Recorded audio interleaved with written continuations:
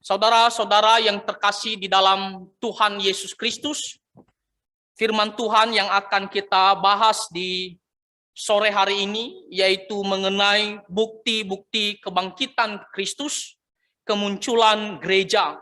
Nah, ini adalah bagian terakhir tentang pembahasan bukti-bukti kebangkitan Kristus.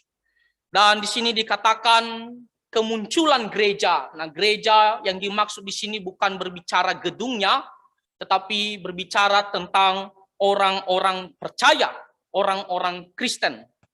Dan saudara-saudara, kebangkitan Tuhan Yesus Kristus memberikan suatu pengaruh yang sangat penting di dalam munculnya gereja.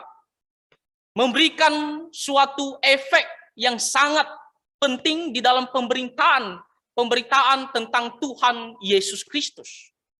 Jikalau Tuhan Yesus tidak bangkit, maka kuasa pemberitaan tentang Injil itu tidak ada. Rasul Paulus mengatakan di kitab 1 Korintus pasal 15 bahwa pemberitaan Injil itu sia-sia, tidak ada gunanya. Karena jikalau Tuhan Yesus tidak bangkit kembali, maka itu berarti tidak ada pengharapan, tidak ada keselamatan bagi kita, karena Tuhan Yesus pun mati sama seperti yang lainnya. Dan itu berarti kita tetap hidup di bawah hukuman dosa. Nah, kalau Tuhan Yesus tidak bangkit, maka siapa yang mau percaya kepada pemberitaan Injil? Siapa yang mau datang mengikut Tuhan Yesus jikalau dia tidak benar-benar bangkit? Kalau Tuhan Yesus pada faktanya dia mati, dikuburkan, dan tidak bangkit-bangkit. Hanya dibuat cerita bahwa dia sudah bangkit, tapi sesungguhnya tidak bangkit. Maka bagaimana mungkin orang-orang datang percaya kepadanya dan dengan tekun mengikut dia di dalam kehidupan sehari-hari. Nah, tetapi karena Tuhan Yesus benar-benar bangkit, maka kita melihat bagaimana orang-orang percaya menjadi orang-orang Kristen, dan bukan hanya sekedar percaya, bahkan mereka bertekun di dalam ajaran Tuhan Yesus Kristus. Nah, inilah yang akan kita pelajari di sore hari ini mengenai bagaimana munculnya gereja, munculnya orang-orang percaya ketika Tuhan Yesus telah bangkit dari antara kematian dan membuat orang-orang percaya semakin banyak jumlahnya dan terus bertumbuh, bertekun di dalam Tuhan Yesus Kristus. Nah, karena fakta ini bisa kita katakan bahwa memang benar-benar Tuhan Yesus sudah bangkit. Orang mau percaya kepada pemberitaan Injil, bahkan bertekun di dalamnya, karena memang Tuhan Yesus benar-benar bangkit. Nah, di firman Tuhan yang kita sudah bacakan tadi, di situ menceritakan bagaimana awalnya muncul gereja, orang-orang percaya setelah Tuhan Yesus bangkit dari antara kematian. Dan kita melihat di ayat-ayat sebelumnya, mulai dari ayat 14 sampai ayatnya yang ke-40, di situ diceritakan Rasul Petrus. Dia pertama kali dia berkhotbah untuk banyak orang. Dan di situ kita melihat dia memberitakan tentang Tuhan Yesus Kristus. Dan dia juga memberitakan tentang bagaimana Sang Mesias itu, yaitu Tuhan Yesus, dia akan mati, dia akan disalibkan dan dikuburkan. Namun, di ayatnya yang ke-31, di situ dikatakan oleh Rasul Petrus, karena itu ia telah melihat ke depan dan telah berbicara tentang kebangkitan Mesias, ketika ia mengatakan bahwa dia tidak ditinggalkan di dalam dunia orang mati, dan bahwa dagingnya tidak mengalami kebinasaan. Nah, Tuhan Yesus tidak mati selama-lamanya. Bahkan dikatakan bahwa Tuhan Yesus dia bangkit kembali dari antara kematian. Nah, di sini Petrus berbicara Daud ya, ketika dia bernubuat tentang Mesias. Dan dia mengatakan bahwa Daud pun mengatakan bahwa Mesias itu tidak akan lama atau tinggal selama-lamanya di kuburan, tetapi dia akan bangkit kembali. Nah, ketika Rasul Petrus memberitakan tentang Tuhan Yesus Kristus dengan mengakhirinya sebuah pemberitaan tentang kebangkitan Tuhan Yesus Kristus, maka bagaimana respon orang-orang yang mendengarkan berita pada saat itu? Nah, di situ dikatakan di ayatnya yang ke-37, ketika mereka mendengar hal itu, hati mereka sangat terharu. Lalu mereka bertanya kepada Petrus dan rasul-rasul yang lain, apakah yang harus kami perbuat, saudara-saudara? Jadi mereka terbuka hatinya dan mereka meminta petunjuk. Setelah mendengarkan tentang pemberitaan kebangkitan Tuhan Yesus Kristus, mereka meminta bagaimana caranya supaya kami bisa diselamatkan. Dan Petrus mengatakan, kamu harus bertobat dan kamu harus percaya kepada Tuhan Yesus Kristus. Nah, di ayat yang ke-41 kita melihat berapa jumlah jiwa yang diselamatkan, yang percaya kepada Tuhan Yesus Kristus. Disinilah munculnya orang-orang Kristen, ya, karena pemberitaan tentang Tuhan Yesus Kristus dan secara khususnya tentang kebangkitannya. Nah, kita tahu bahwa berita kebangkitan adalah berita yang masih asing pada saat itu. Karena memang pada faktanya manusia itu mati, dikuburkan dan tidak bangkit kembali. Apalagi bagi orang Israel, ketika berbicara tentang Tuhan Yesus, mereka mengetahuinya bahwa dia sudah disalibkan. Mereka tidak menerimanya. Dan apalagi ketika dikatakan dia sudah bangkit, itu adalah sesuatu yang sulit diterima. Nah, tetapi kita melihat bagaimana membuktikan Tuhan Yesus itu benar-benar bangkit. Dan kuasa kebangkitannya membuat orang-orang yakin dengan sepenuhnya atas kesaksian para murid, atas pemberitaan para murid. Mereka mau percaya kepada Tuhan Yesus Kristus. Di ayat yang ke-41 dikatakan, orang-orang yang menerima perkataannya itu memberi diri dibaptis, dan pada hari itu jumlah mereka bertambah kira-kira 3.000 jiwa. Nah, saudara-saudara, di sini kita melihat awal mulanya muncul orang-orang Kristen atau gereja ketika Tuhan Yesus telah bangkit dari antara kematian dan ketika pemberitaan Injil itu diberitakan kepada banyak orang. Jumlahnya tidaklah sedikit. Di sini dikatakan ada 3.000 jiwa. Ya, kira-kira 3.000 jiwa. Nah, 3.000 jiwa itu ya lumayan banyak. Ya.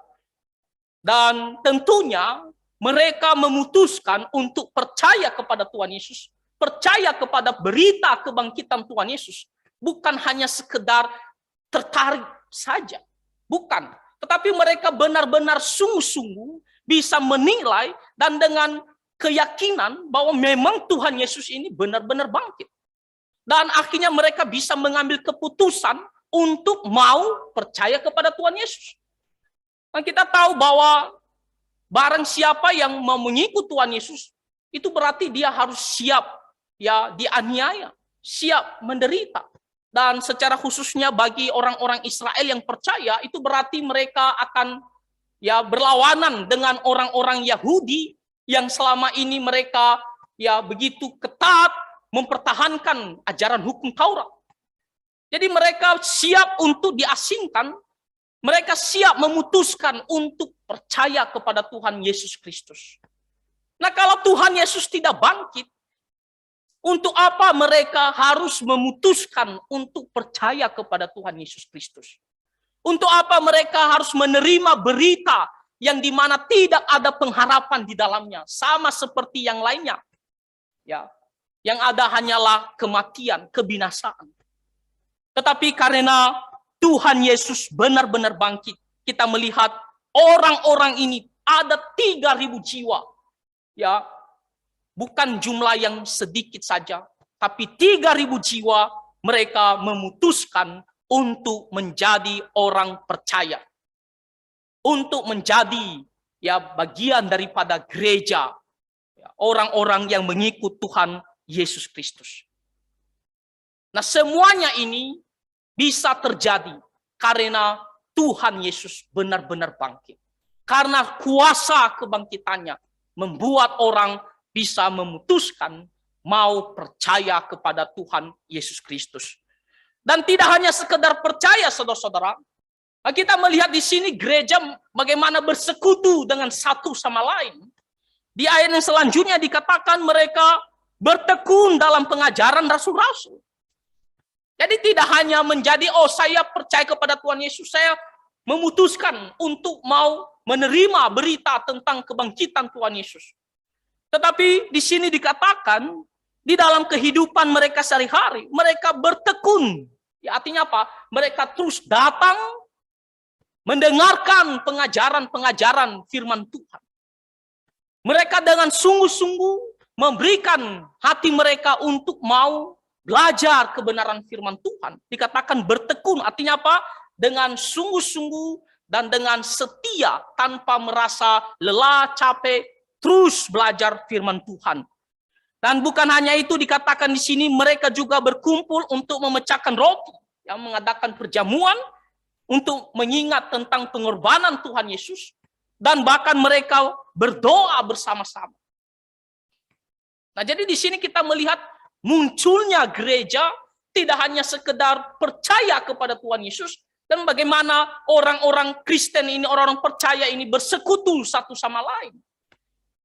Ya, dikatakan mereka bertekun di dalam pengajaran, lalu mereka melakukan perjamuan dan berdoa bersama-sama. Dan dikatakan lagi di ayatnya yang ke-44, semua orang yang percaya ya tetap bersatu, dikatakan bersatu, satu hati, satu pendapat, satu pikiran, tidak saling bertentangan satu sama lain, tidak terjadi perpecahan. Tetapi di sini dikatakan mereka tetap menjaga kesatuan di dalam Tuhan Yesus Kristus, dan tidak hanya di situ dikatakan apa yang mereka punya mereka jual dan mereka bagi-bagikan. Saling tolong menolong satu sama lain. Nah, di sini bagaimana orang-orang Kristen ya gereja mula-mula ketika Tuhan Yesus ya telah bangkit, ketika pemberitaan tentang kebangkitannya diberitakan, orang-orang Kristen ini percaya dan mereka bersekutu di dalam Tuhan Yesus Kristus. Bahkan saling menolong satu sama lain. Nah, inilah berita pertama kali dikatakan bahwa orang-orang yang belum percaya ketika mendengarkan berita Injil, mereka percaya kepada Tuhan Yesus Kristus. Dikatakan tadi ada 3.000 jiwa. Ya. Lalu tidak hanya sampai di situ, saudara-saudara. Kalau kita melihat di ayat yang ke-47, di situ dikatakan juga sambil memuji Allah dan mereka disukai semua orang, dan tiap-tiap hari Tuhan menambah jumlah mereka dengan orang-orang yang diselamatkan. Jadi tidak hanya mentok saja 3.000 jiwa itu saja. Dikatakan setiap hari ya, Tuhan menambahkan jumlah mereka melalui pemberitaan tentang Tuhan Yesus yang telah mati dan dibangkitkan. Orang-orang yang mendengarkannya, mereka percaya kepada pemberitaan tersebut. Nah, sekali lagi ini menunjukkan bahwa memang berita tentang kebangkitannya bukanlah suatu dongeng, bukanlah suatu berita palsu atau tidak benar-benar bangkit. Tapi dia benar-benar bangkit.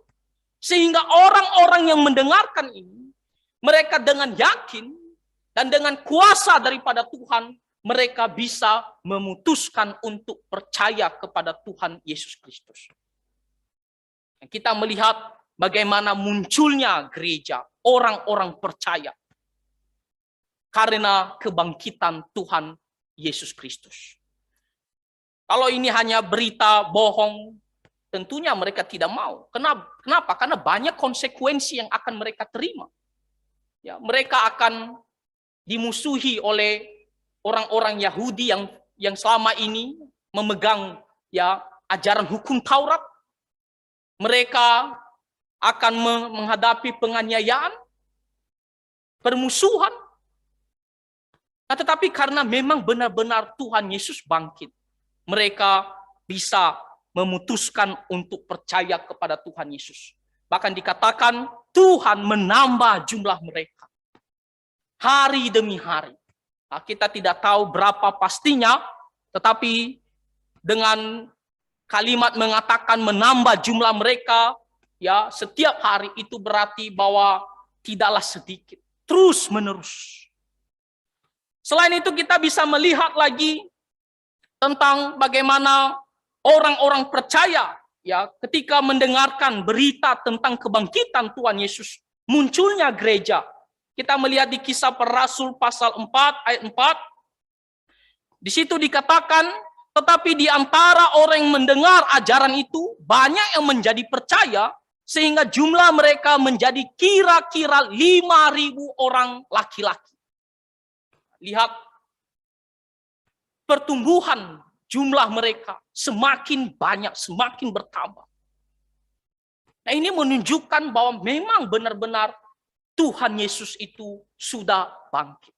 Kuasa kebangkitannya membuat pemberitaan itu, ya, ada pengharapan, ada kuasa, dan orang-orang mau memutuskan untuk percaya kepada Tuhan Yesus. Dikatakan ada 5.000 laki-laki yang dihitung hanya laki-laki. Bukan berarti tidak ada perempuan di antara 5.000 itu, atau selain 5.000 itu nggak ada perempuan. Tapi di sini yang hanya dicatat adalah 5.000 laki-laki. Nah, kalau ada perempuan, ada istrinya, ada anaknya, sudah berapa banyak yang menjadi orang Kristen? Sudah berapa banyak yang menjadi orang-orang percaya? Di sini kita melihat bahwa gereja muncul dan terus berkembang, terus bertumbuh jumlahnya orang-orang yang mengikut Tuhan Yesus Kristus. Lalu kita melihat lagi misalnya di Kisah Para Rasul pasal 5 ayatnya yang ke-14. Di situ dikatakan, dan makin lama makin bertambah jumlah orang yang percaya kepada Tuhan, baik laki-laki maupun perempuan. Ketika para murid mereka mengadakan pemberitaan Injil dan juga mengadakan kuasa-kuasa daripada Tuhan, dikatakan bahwa makin lama makin bertambah jumlah orang-orang yang percaya kepada Tuhan. Poin daripada pemberitaan Injil itu terletak terhadap kematian Tuhan Yesus dan kebangkitan. Kalau dia tidak bangkit, maka tidak mungkin, ya, orang-orang ini mau memutuskan untuk percaya kepada Tuhan Yesus, karena tidak ada pengharapan di dalamnya. Nah, tetapi karena pemberitaan itu benar-benar dia bangkit, dikatakan makin lama makin bertambah jumlah orang-orang percaya kepada Tuhan, baik perempuan maupun laki-laki. Bukan makin sedikit ataupun tetap jumlahnya, tapi di sini kita melihat pertumbuhan yang begitu cepat sekali, ya. Bagaimana gereja begitu bertumbuh dengan cepat. Orang-orang datang mendengarkan pemberitaan tentang Tuhan Yesus, tentang kebangkitannya. Maka mereka juga memutuskan untuk percaya kepada Tuhan Yesus Kristus. Kalau kita melihat lagi di Kisah Para Rasul pasal 6 ayat 1, dikatakan pada masa itu ketika jumlah murid-murid makin bertambah. Ya. Jadi di sini dikatakan bahwa hari demi hari bertambah dan terus bertambah sampai di Kisah Para Rasul pasal 6 dikatakan makin bertambah. Ya, memang kita tidak diberitahukan secara konkret di sini berapa jumlah pastinya setiap hari bertambah, tetapi di sini kita melihat bahwa orang-orang terus datang, ya, bergabung, ya, dengan orang-orang percaya, terus datang memutuskan menjadi orang-orang percaya. Nah, saudara-saudara, kalau kita melihat bahwa sesungguhnya ketika orang-orang ini memutuskan menjadi orang percaya, di dalam kehidupan mereka sehari-hari, bukanlah mereka merasa aman saja, tidak ada masalah. Kalau kita melihat tentang Stefanus, Kisah Para Rasul pasal 7, bagaimana dia dibunuh, lalu di Kisah Para Rasul pasal 8 dikatakan, waktu itu mulailah penganiayaan yang hebat terhadap jemaat. Jadi maksudnya adalah bahwa dalam perkembangan ya gereja ini, dalam pertumbuhan gereja ini ataupun munculnya gereja ini, orang-orang Kristen ini, mereka menghadapi begitu banyak kesulitan. Ya, penganiayaan baik datangnya dari orang-orang Yahudi maupun dari kerajaan Romawi. Jadi kalau seandainya berita tentang kebangkitan Tuhan Yesus itu adalah sesuatu yang bohong, mereka pasti sudah meninggalkan Tuhan Yesus Kristus. Tak ada munculnya orang-orang yang percaya kepada Tuhan Yesus. Karena mereka harus menghadapi suatu perlawanan, penganiayaan dari orang-orang Yahudi dan juga orang-orang Romawi, kerajaan Romawi secara khususnya. Nah, tetapi sekali lagi di sini menunjukkan bagaimana orang-orang Kristen berada di dalam penganiayaan. Nah, tetapi orang-orang dari luar terus datang percaya kepada Tuhan Yesus Kristus. Tidak menghalangi.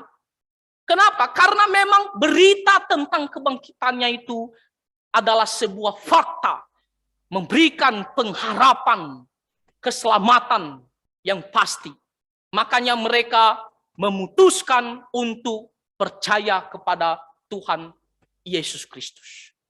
Nah, di sini kita melihat ya mulai dari awal tadi gereja muncul, ya mulai dari 3.000 jiwa, lalu setelah itu dikatakan semakin lama tiap hari bertambah jumlahnya, lalu dikatakan ada 5.000 jiwa laki-laki dan terus bertambah meskipun ada penganiayaan ataupun serangan. Terus bertambah. Dan tidak hanya itu, di dalam kehidupan mereka sehari-hari, mereka juga terus bertekun di dalam pengajaran. Ya, mereka terus bersekutu satu sama lain. Ya. Ini semua bisa terjadi karena memang kuasa kebangkitan daripada Tuhan Yesus Kristus. Karena pengharapan yang ada di dalam Tuhan Yesus Kristus yang telah bangkit.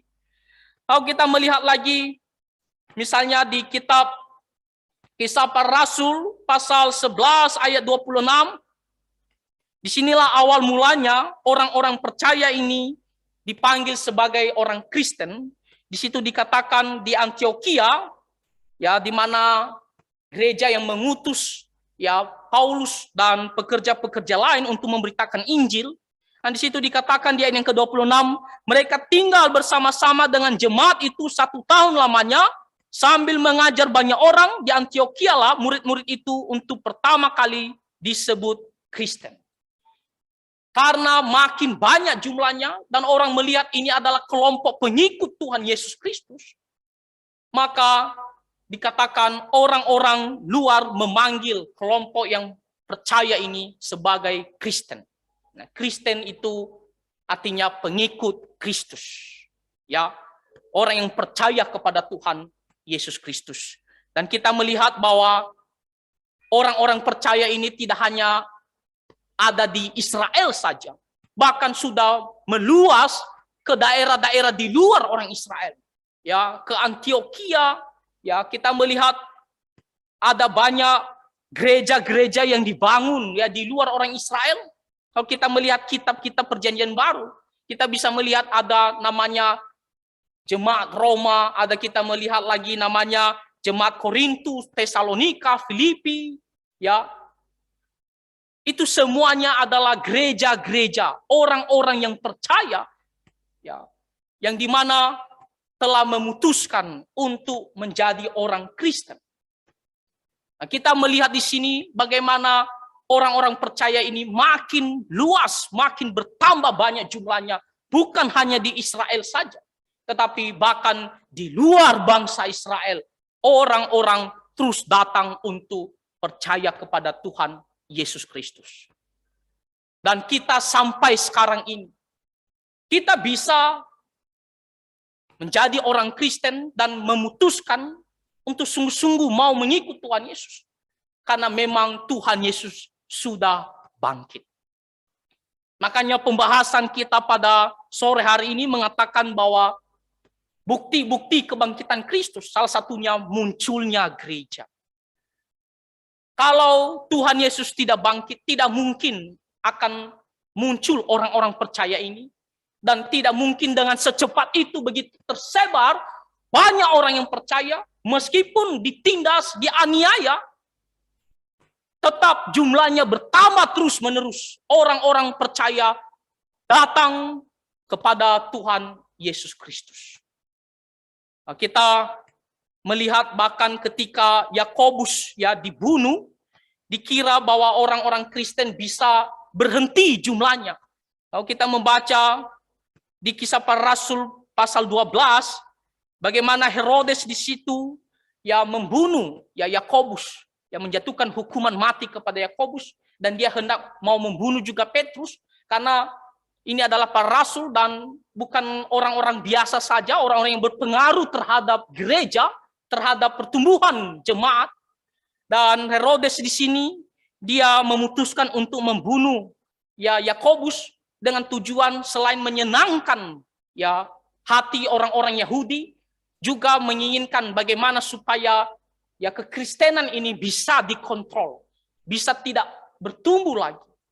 Nah, tetapi kita melihat orang-orang percaya tidak pernah berhenti, terus datang menjadi orang Kristen dan bersekutu di dalam Tuhan Yesus Kristus. Nah, kenapa semuanya bisa terjadi? Karena itu menunjukkan bahwa Tuhan Yesus benar-benar bangkit.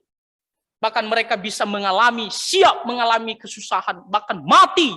Banyak orang Kristen, terutama di gereja mula-mula, ataupun dalam sepanjang sejarah gereja, berjuta-juta orang Kristen yang mati secara martir.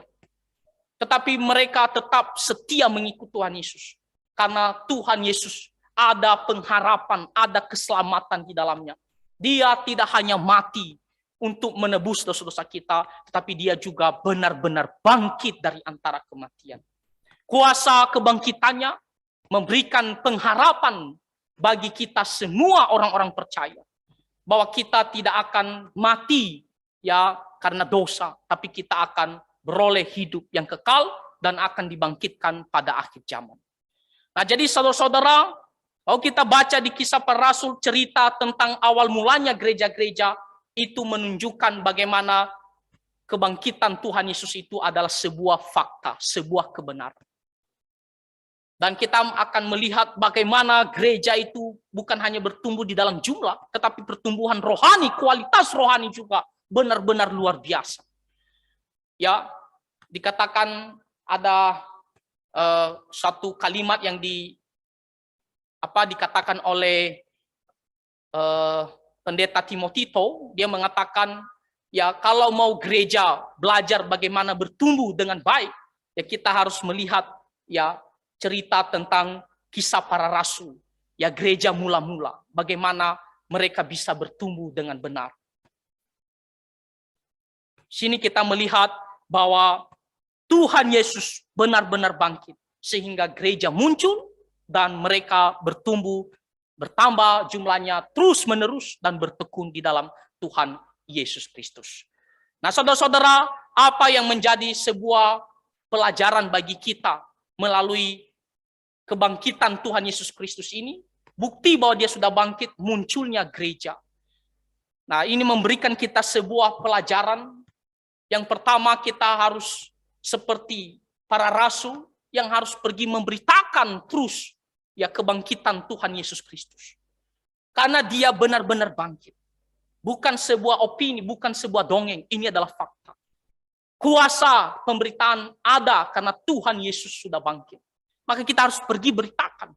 Supaya apa? Supaya lebih banyak jiwa-jiwa yang diselamatkan. Supaya lebih banyak orang-orang datang bergabung dengan gereja, orang-orang Kristen, dan bersekutu di dalam Tuhan. Jadi kita harus pergi memberitakan Injil. Kita harus pergi menceritakan bahwa Tuhan Yesus telah bangkit dan ada kuasa, ada pengharapan di dalamnya, ada keselamatan di dalamnya. Dan kita berdoa supaya lebih banyak lagi orang yang diselamatkan oleh Tuhan. Lebih banyak jiwa-jiwa yang diampuni dosanya dan beroleh hidup yang kekal. Nah, jadi kita harus terus pergi beritakan tentang kebangkitan Tuhan Yesus ini. Dan yang kedua, mari kita terus bertekun di dalam Tuhan Yesus Kristus. Mari kita sungguh-sungguh mau hidup untuk Dia, dan kita mau hidup ya taat firman Tuhan seumur hidup kita. Dan kiranya Tuhan menolong kita di dalam mengikut Tuhan Yesus dalam kehidupan kita sehari-hari. Jadi firman Tuhan yang kita pelajari pada sore hari ini mengajarkan kita bahwa kemunculan gereja, pertumbuhan gereja, orang-orang percaya membuktikan bahwa Tuhan Yesus benar-benar bangkit. Kiranya Tuhan Yesus memberkati kita semua. Mari kita bersatu di dalam doa. Bapa di sorga, kami sangat bersyukur ya Tuhan, karena Engkau mati untuk menebus dosa-dosa kami, dan juga bangkit dari antara kematian, memberikan pengharapan bagi kami.